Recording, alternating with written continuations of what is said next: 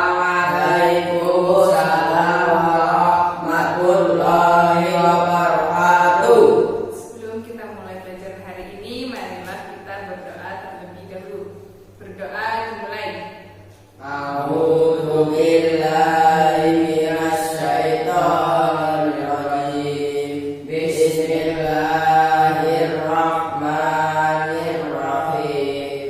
Raditu billahi rabban wa bil islami dinan wa bi Muhammadin nabiyyan wa rasulan. Rabbi zidni ilman warzuqni fahman.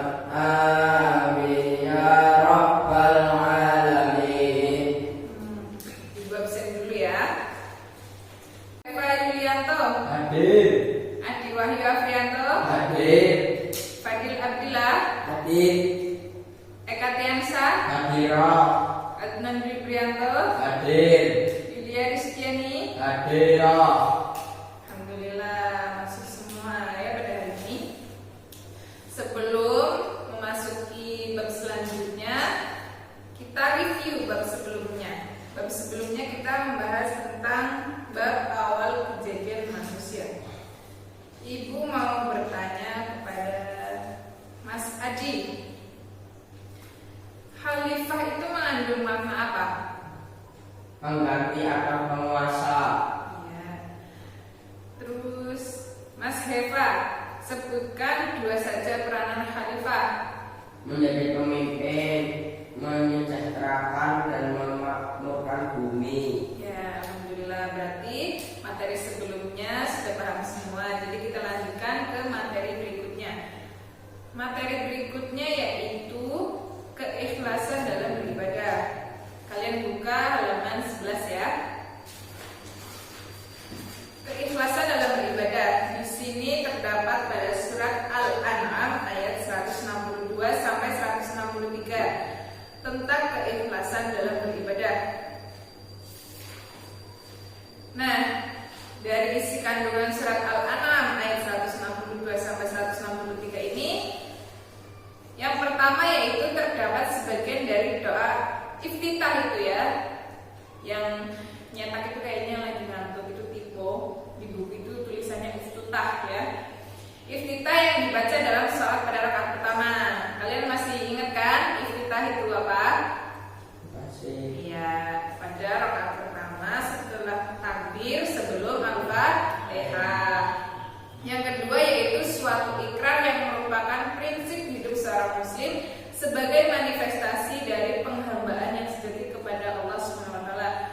Jadi maksudnya di sini yaitu segala aktivitas ibadah kita, bahkan mati dan hidup kita itu diserahkan, diperuntukkan hanya untuk Allah Subhanahu wa taala. Yang ketiga yaitu menyadari dan bersumpah tidak menyekutukan Allah. Jadi kita dilarang ya musyrik. Dan yang keempat yaitu selalu melaksanakan perintah Allah dan meninggalkan larangannya. Nah, di sini kalian udah pada gede, pasti udah tahu mana yang harus dilaksanakan dan mana yang harus ditinggalkan. Yang kedua yaitu perilaku yang menunjukkan surat Al-An'am ayat 162 sampai ayat 163. Jadi di sini semua perbuatan dan amal kita pasrahkan kepada Allah Subhanahu wa taala, seperti ibadah salat dengan khusyuk, bertahlil, bertahmid, bertauhid itu kita serahkan hanya kepada Allah Subhanahu wa taala dengan ikhlas. Dan perbuatan seperti tadi itu kita menjalankan dengan semata-mata hanya untuk Allah Subhanahu wa taala. Yang kedua yaitu surat Al-Bayyinah ayat 5 tentang hal-hal yang berkaitan dengan keikhlasan beribadah. Nah, di sini isi kandungan surat Al-Bayyinah ayat 5 itu apa aja? Yang pertama yaitu manusia diciptakan hanya untuk menyembah kepada Allah Subhanahu wa taala. Jadi nggak usah neko-neko ya kalian.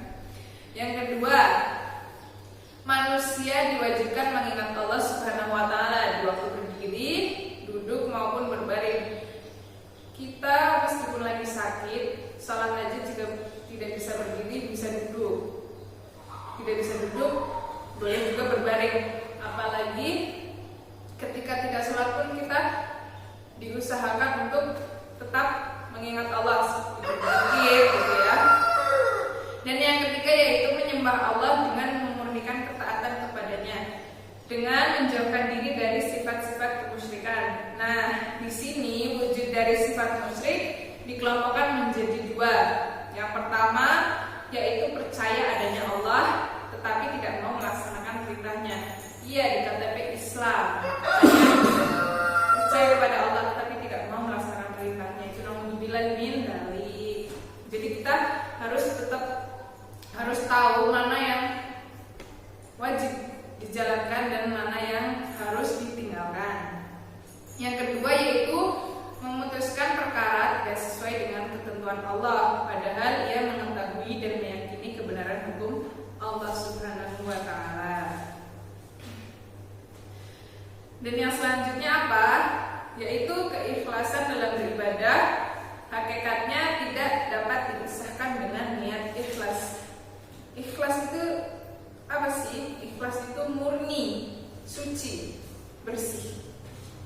Nah, di sini dalam kaitan dengan pelaksanaan ibadah dikelompokkan menjadi tiga.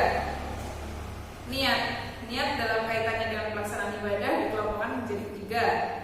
Yang pertama yaitu niat ibadah, yaitu menggunakan diri dan tunduk secara sempurna untuk menyatakan kehinaan dan kehambaan. Jadi semua yang kita lakukan harus disertai dengan niat. Apalagi kita niatnya tapi yang baik ya, jangan yang jelek-jelek. Biar kita bismillah dapat ridho Allah, dapat pahala Allah. Nah, yang kedua yaitu niat taat, yaitu melaksanakan apa yang Allah kehendaki. Dan yang ketiga yaitu niat kurban, yaitu melaksanakan ibadah dengan maksud mendapat pahala. Kita zakat, kita sedekah, itu kita niati agar mendapat pahala dari Allah Subhanahu wa Ta'ala. Yang selanjutnya yaitu tingkatan-tingkatan ikhlas dalam beribadah. Di sini ada dua tingkatan ikhlas dalam beribadah. Yang pertama yaitu melaksanakan ibadah karena takut akan azab. Nah, di dunia aja, kalau misalnya kalian nggak sholat pasti kalian dikumpulkan sama orang tua. Apalagi di akhirat nanti kalian lebih mendapatkan azab yang pedih dari Allah Subhanahu wa Ta'ala jika tidak melakukan ibadah yang seharusnya wajib dikerjakan. Yang kedua yaitu melaksanakan ibadah karena membesarkan Allah. Nah, di sini kita beribadah karena kita serahkan semua kepada Allah Subhanahu wa Ta'ala dengan keagungan Allah Subhanahu wa Ta'ala. Ciri-ciri manusia yang tidak ikhlas dalam beribadah. Yang pertama yaitu tidak beriman kepada kitab-kitab Allah. Nah, Allah menurunkan Al-Quran itu untuk kita pelajari, untuk kita tahu maknanya dan untuk wajib kita taati. Di situ kan ada apa saja yang wajib kita laksanakan dan kita apa saja yang dilarang. Dan yang kedua yaitu tidak mau mendengarkan ayat-ayat Allah. Naudzubillah min dzalik. Yang ketiga yaitu mendustakan agama. Tidak melaksanakan perintah Allah. Dan yang keempat yaitu tidak mengetahui agama yang lurus. Yang kelima menyekutukan Allah. Dan yang keenam tidak berpuasa, tidak menunaikan zakat, dan tidak pergi haji padahal ia mampu untuk menjalankannya. Sampai sini paham? Paham. Alhamdulillah. Ada pertanyaan? Tidak. Alhamdulillah paham.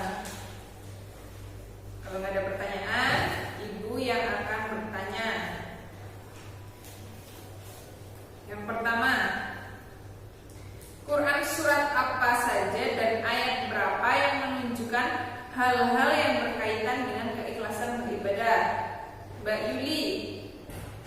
Quran surat Al-Bayyinah ayat 5 dan surat Al-An'am ayat 162 sampai 163.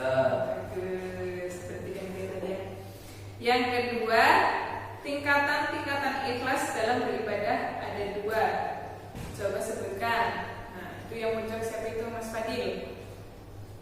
Melaksanakan ibadah karena takut akan azab, melaksanakan ibadah karena membesarkan Allah. Nah, alhamdulillah sudah paham semua. Jadi kesimpulannya yaitu tugas utama manusia hidup di dunia ini adalah beribadah kepada Allah Subhanahu wa Ta'ala.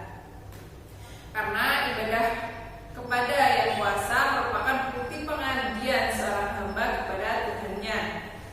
Dari berbagai ayat di atas yang tadi sudah dijelaskan, pada hakikatnya itu manusia yang beribadah kepada Allah ialah manusia yang dalam menjalani hidupnya selalu berpegang teguh kepada wahyu Allah dan hadis Nabi Sallallahu Alaihi Wasallam. Jika tidak ada pertanyaan lagi, kita lanjut pada minggu depan bab selanjutnya, yaitu aspek keimanan. Sekarang balik ke mas-mas, lalu berdoa. Sudah siap berdoa? Sudah. Berdoa dimulai.